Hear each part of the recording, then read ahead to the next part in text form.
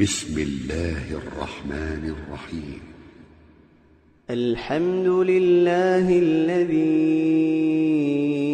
أنزل على عبده الكتاب ولم يجعل له عوجا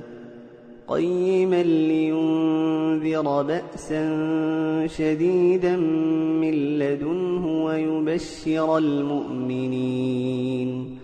ويبشر المؤمنين الذين يعملون الصالحات أن لهم أجرا حسنا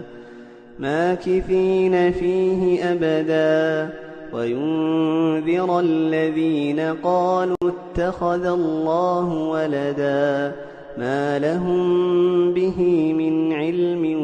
ولا لآبائهم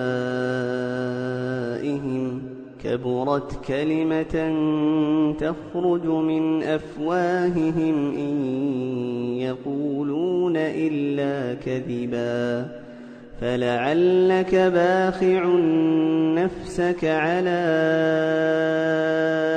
آثارهم إن لم يؤمنوا بهذا الحديث أسفا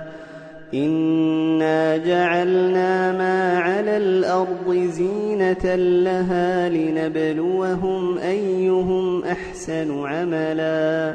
وإنا لجاعلون ما عليها صعيدا جرزا أم حسبت أن أصحاب الكهف والرقيم كانوا من آياتنا عجبا إذ أوى الفتية إلى الكهف فقالوا ربنا آتنا من لدنك رحمة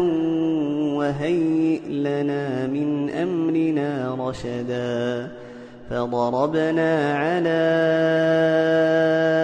آذانهم في الكهف سنين عددا ثم بعثناهم لنعلم أي الحزبين أحصى لما لبثوا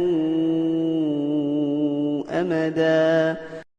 نحن نقص عليك نبأهم بالحق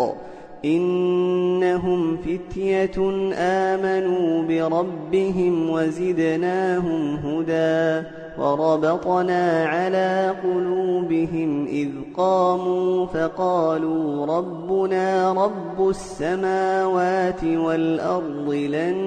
ندعو من